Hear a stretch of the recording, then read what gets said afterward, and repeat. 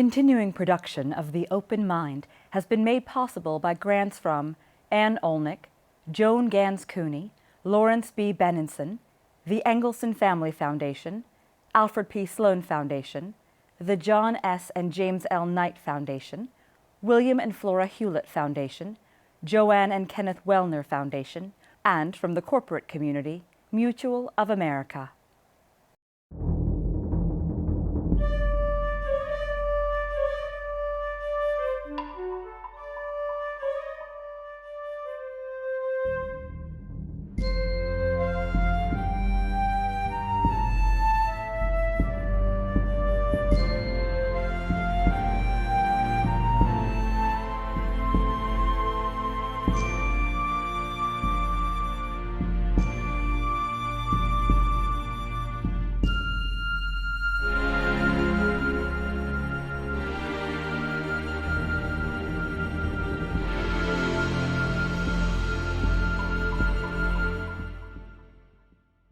I'm Alexander Heffner, your host on The Open Mind.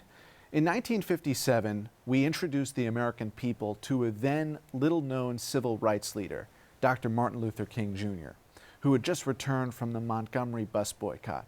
Along his side was Judge J. Waties Waring of South Carolina, U.S. District Judge for the Eastern District. On the bench, Waring was a forceful defender of equality.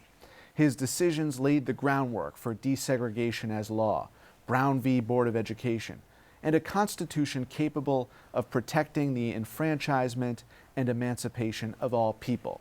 62 years after that broadcast, the native South Carolinian U.S. Circuit Judge who presides in Waring's seat has discovered with great historical insight the horrible crime that stimulated the judge's commitment to civil rights. In his new book, Unexampled Courage, The Blinding of Sergeant Isaac Woodard and the Awakening of Harry S. Truman in J. Waties Waring, Judge Richard Gergel has penned a moving account of the judge, his conversion from apathetic to the moral conscience of Southern jurisprudence. Welcome, Judge. Great to be here. Thank you. Watching that interview, which I know you did recently, Waties Waring here on The Open Mind, 1957, what most came to mind to you about his fundamental character? Well, first of all, it is a historic interview for a number of reasons. It's Dr. King's first national broadcast, and it is the only, to my knowledge, only surviving video of Judge Waring. Judge Waring had retired as a United States District Judge in Charleston in 1952 and had moved to New York. So this was 5 years after his retirement. He is 50 years older than Dr. King. And the host, who by remarkable coincidence, it was your grandfather, Richard Heffner, who conducted this interview, engaged the two in what was really a remarkable and sparkling discussion about the necessity of both civic activism as well as judicial activism to undo the Gordian knot of Jim Crow. And it is a remarkable interview by your grandfather, and it is a remarkable display of the emerging philosophies of Dr. King. They are so articulate. They both are so precise and courageous. When did the judge discover first the incident that occurred, the blinding of this sergeant who nobly served in the military for our country? Well, let me give a little background because in February of 1946, Isaac Woodard, like 900,000 other African American veterans, were discharged from the United States Army after the end of World War II and were returning home, 75% to the states of the old Confederacy. Now, they believed that they would get a better deal now that they had served their country and fought and defended American liberty. But nothing had changed at home. The home front was still locked into the rigid life of Jim Crow, black disenfranchisement, racial segregation, lack of economic opportunity. And there was a natural clash that was going to occur.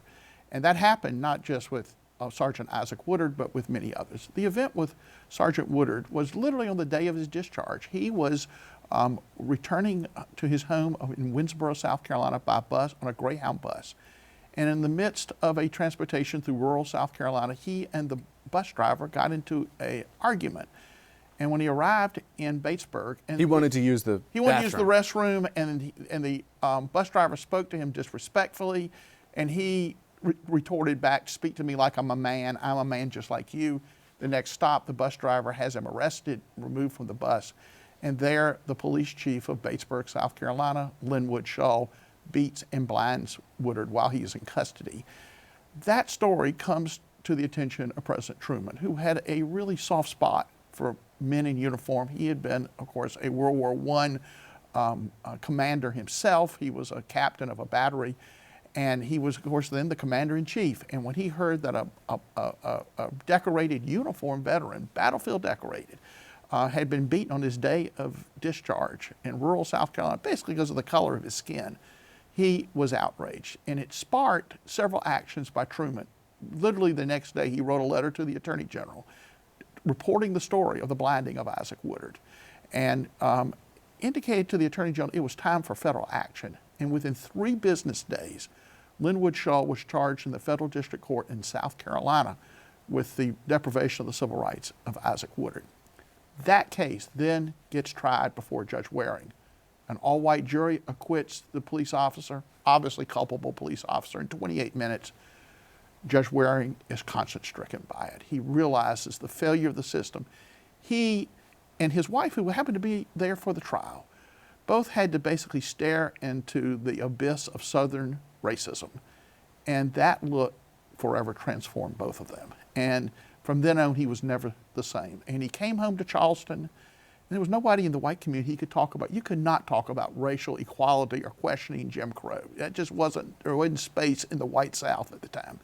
So he and his wife undertook a private study on race and justice, reading major books of that era together. And out of that, he went through clearly a major transformation. Other federal judges in the South in later years would do the same. But Waties Waring was the first. He could travel that journey alone, and he paid a high price personally for that. So the Unexampled Courage is the story of all the folks who were part of that remarkable movement, many of them the litigants in front of him, as well as Thurgood Marshall, Isaac Woodard. It's quite a story. Now, was that injustice, despite the acquittal, was there ever a reckoning for those individuals responsible? Never. They never. Linwood Shaw, having been acquitted, it was like erased from history. He went on to serve in various elected positions in his home county, and no one in Batesburg seemed to remember ever that this had happened. So neither civil nor criminal nor political repercussions? Nothing. There was a civil suit against the bus company, and right. In that era it was very hard to sue a public officer. Today that would be done, but then there really wasn't. So there was never an accounting. Greyhound bus is still in the news in the immigration situation that we're encountering. Well, this was a difficult situation. You know, one of the defenses in the civil suit against the bus company was, we didn't beat him. We had no idea this guy was going to do that. Right, and they have no idea that the ICE officials are going to. It's a ripe conversation to have now, which is why we're really pleased to host you, Judge. Well, I'm delighted to be here. I will say that, it's very interesting how my book seems to resonate to many people in many different ways. I kind of leave it to them to tell the lessons of history. We need to study history to know. If we don't know our past, we can never avoid the mistakes. Was there any back channel exchange between the president and the judge that you're aware of? President Trump, yes, there was. After Judge Waring had issued a major voting rights decision, the case of Elmore versus Rice, it was the case that required the South Carolina Democratic Party to open its primary to African American voters. It was a huge voting rights victory. As a result of that, and Judge Waring's threat to incarcerate anyone who obstructed his order. There was a famous hearing where he told the executive committeemen who were clearly trying to defy him that a federal judge faced with contempt can impose a fine or incarceration. And he wanted those present to know there would be no fines. Well, after that, Judge Waring was the most reviled man in the white South. because he was daring to stand up to the segregationists. And he needed security protection. He required 24-hour U.S. Marshal Service. He had many threats on his life. He had a cross burned in his yard. He had bricks thrown through his living room window while he and his wife were present. In December of 1948, after Harry Truman had been reelected, was then the greatest political upset in American history, he invites Waties Waring to the White House. Now that sent a message to the White South. He, of course, there had been a Dixiecrat opponent against him. He invites Waties Waring to the White House. And the discussion opened with the president saying to the courageous judge, "Do you know the story of the Negro sergeant from South Carolina who was blinded?" And Waring responded, "Mr. President, I tried that case." Wow. And was he asking gullibly, or did he not really know? He didn't know. He did not know he had tried that case. Wow. That case had always resonated with Truman. Right. He would go back to that story many times to tell that story when he was discussing civil rights. I was going to ask you, Judge, did it have an equally potent resonance for both men? And it seemed to be reciprocal. It was amazing that it would have the effect. There's a remarkable letter in the Truman papers at the Truman Library in Independence, Missouri. It was a letter he wrote to a friend. He instructed the library not to release it until after his death. And the letter, a friend wrote Truman and said, "You need to get," during the election campaign of 48, "you need to get off this civil rights stuff. You're going to lose the South and you're going to lose the election. Let Eleanor Roosevelt handle that problem." And Truman writes his friend back, it was Ernie Roberts, "Dear Ernie," and he says, "I'm going to tell you some things you don't know." He then told him the story of the blinding of Isaac Woodard. And he says, "If I lose the election over this cause, this issue, it will have been for a good cause." Now, can you imagine a politician today saying that? You write, trying civil rights cases in Southern federal courthouses in the 1940s was, to say the least, a challenging experience. Federal district judges presiding in the South were frequently hostile and almost always unreceptive to civil rights claims. That was the context in which pre and post Brown v. Board, if you watch that 57 interview, the judge and Dr. King are saying this was the seminal event, but they hadn't achieved the restoration of law and order as we ought to understand it today. In fact, at that time, they were in the throes of bombings, and Emmett Till had happened just 2 years earlier. I mean, it was a hot war. In response to the attempt to desegregate schools and the ongoing pursuit of equality. But what impact tangibly did the judge have in opening the eyes of any of his peers on the court, or at least opening the system so that folks were not stymied because they were petitioning, they were challenging the status quo?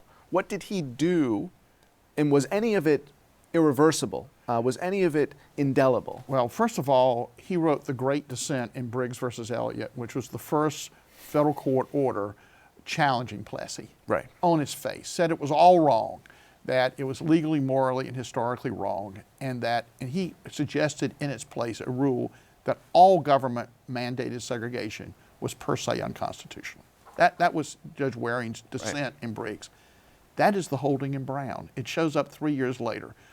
And Marshall really studied that. Oh, no question. They now had a new concept to overturn separate but equal. It was per se inequality. That shows up.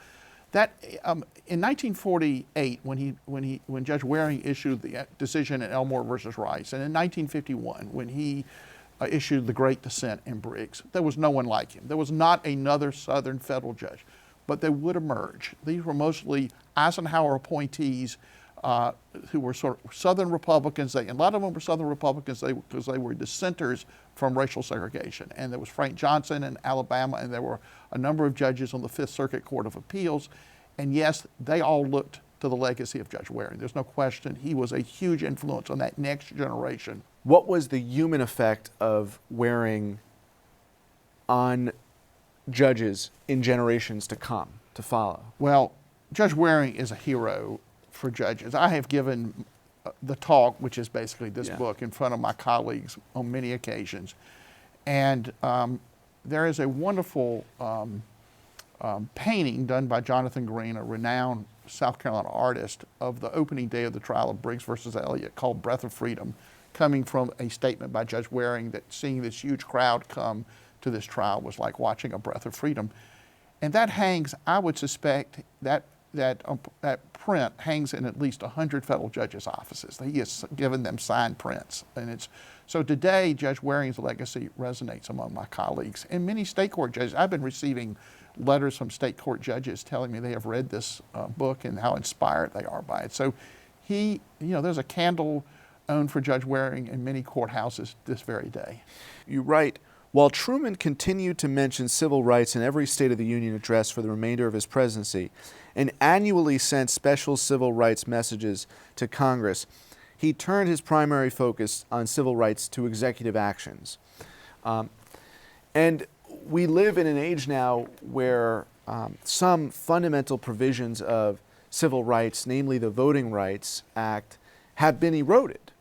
And I wonder how you view the current jurisprudence that would, in effect, roll back some of the advances that Truman championed. Well, I have this question asked Mr. Heffner a lot. Yeah. And I give basically the same response. I don't really comment on cases I've handled or cases I might handle.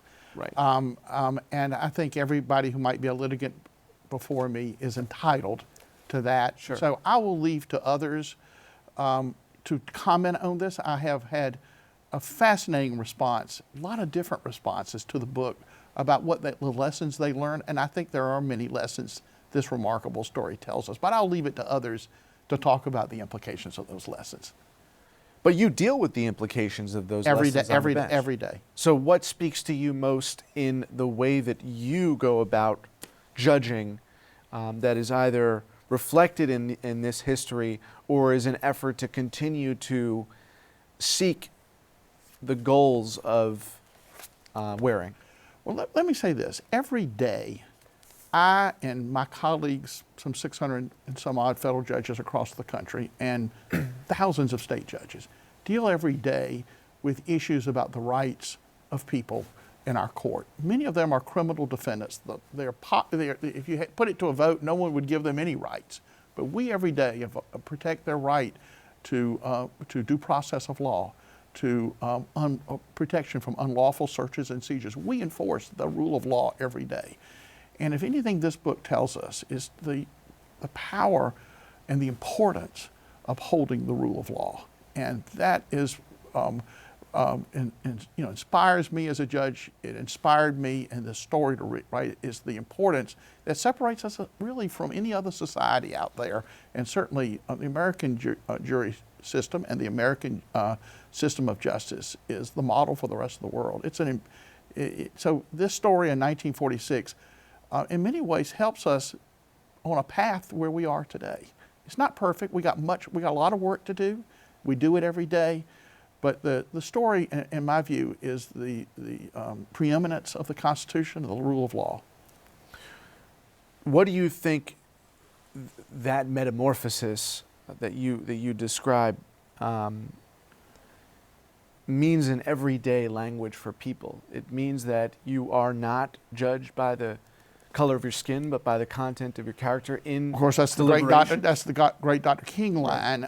Yeah, but probably. But is that a fair? It's really more than that. But that you are entitled to the basic rights of citizenship, which is the right to vote, right, untrammeled ballot, the right to a fair trial before a fair jury, right to equal justice in every aspect of life and equal opportunity. These are enduring principles, and we are an imperfect union, but we are aspiring, as Lincoln said, for a more perfect union. Right. Well, to me, I know you don't want to get into current case law. When you have a nominee for any circuit, federal court, any court, who questions the validity of Brown, I mean, that's a pretty strong signal, alarm going off if someone is not establishing the precedents that Marshall and Waring and others were. Or 9 members of the Supreme Court in May 17, 1954, right? Right. Well, I'm not going to comment on judicial nominees. That's really out of my lane. But we need to have judges, and I think we do have judges committed to the rule of law. And certainly my colleagues are. Looking at the judge and Dr. King in that 1957 interview, what do you think they would hope for the judicial system? Having seen a lot of progress and having seen some of their aspirations realized, would they be confident that the judicial system, along with the kind of civil disobedience that King and others undertook, is that still the formula for perfecting the Union? Yeah, you know, to me, the most fascinating part of that interview was your grandfather's questions to Dr. King about, do you think, now that you're in the courts, fighting in the courts, is it really consistent with that to go into the streets? Right. And Dr. King says they enhance each other. And Judge Waring butts in at one point and says, he calls him Luther King. He says, Luther King is absolutely right. You know, and so you can't, you got to have them all. And it's hard to know what Dr. King would think today. It's hard to project, but he would be in the streets. There's just no question. He saw activism as a critical element in advancing the cause of justice.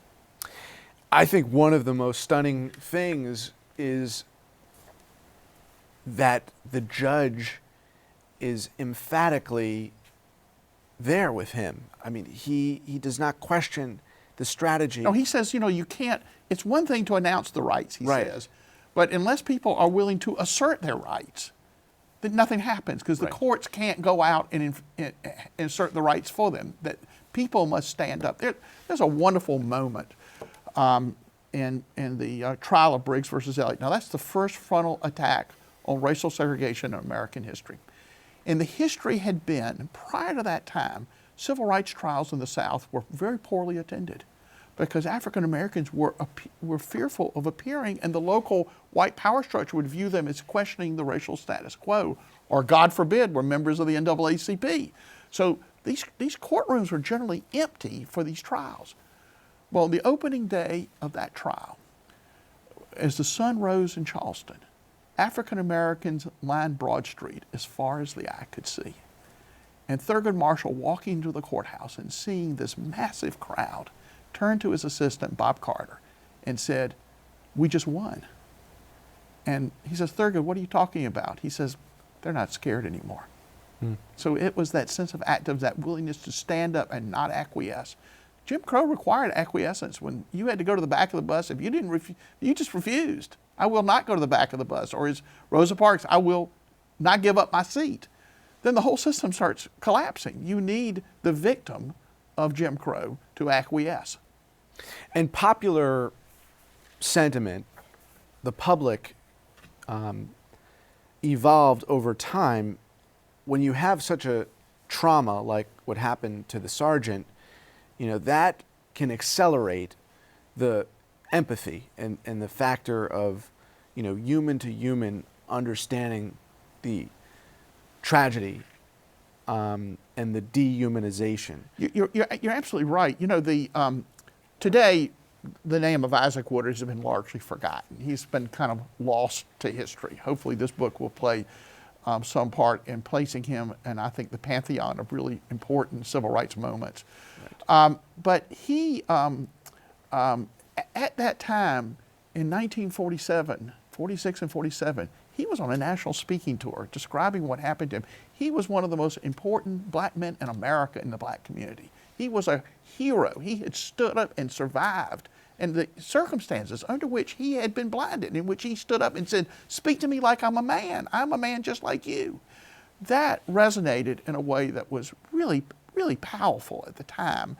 And I think that's, all these years later, I think it resonates today. I will tell you, I tell the story in the book, that I had read on the internet a letter from Julian Bond, the great civil rights leader, who said that the Isaac Woodard blinding ignited the modern civil rights movement. Well, I called him on the telephone. I never met him before. I called him on the telephone and I said, "Mr. Bond, working on a book on Isaac Woodard, and I saw this letter on the internet. And he said, yeah, I wrote the letter. And I said, let me tell you about my research with the impact of this case on Judge Waring and President Truman. And he listened and he said, well, Judge Waring was a friend of my father's. His father was the president of Lincoln University. He says he was a friend of my father's. I knew Judge Waring. And I know the story of President Truman integrating the armed forces of the United States. But that's not why I said this about Isaac Woodard. And he began to describe to me the story of what he remembered as a child, of the blinding of Isaac Woodard, and specifically a photograph he had seen as a child of the blinded sergeant. It's in the book. As he described it to me, he began to weep openly on the telephone. He had to stop. And a little embarrassed, he says, Judge, I apologize for my tears. But the truth was, he said, 70 years later, I still weep for that blinded sergeant. It was a powerful story that inspired really a generation of returning African-American veterans and others to stand up for their rights. So it was an important moment in American history.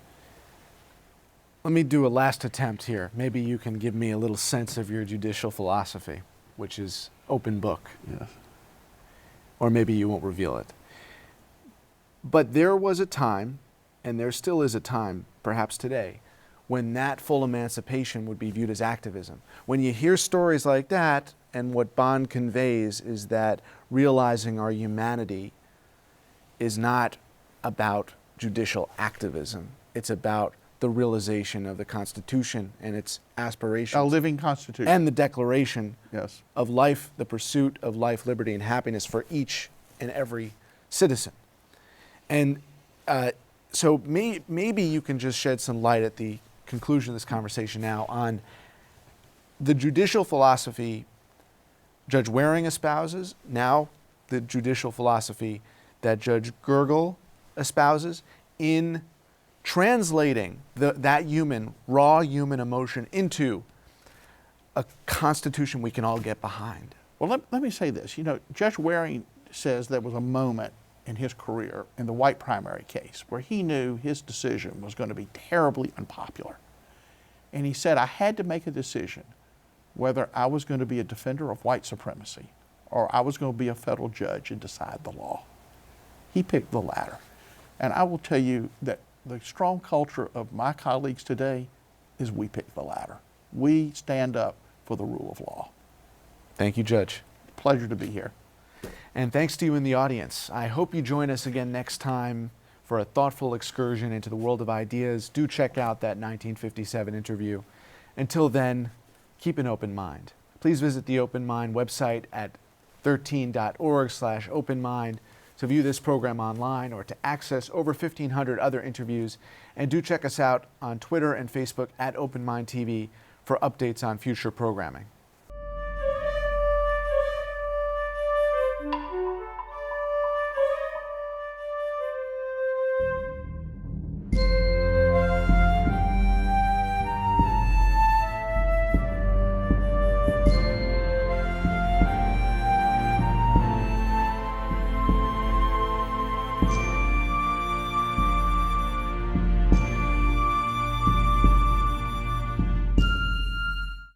Continuing production of The Open Mind has been made possible by grants from Ann Olnick, Joan Gans Cooney, Lawrence B. Benenson, the Engelson Family Foundation, Alfred P. Sloan Foundation, the John S. and James L. Knight Foundation, William and Flora Hewlett Foundation, Joanne and Kenneth Wellner Foundation, and from the corporate community, Mutual of America.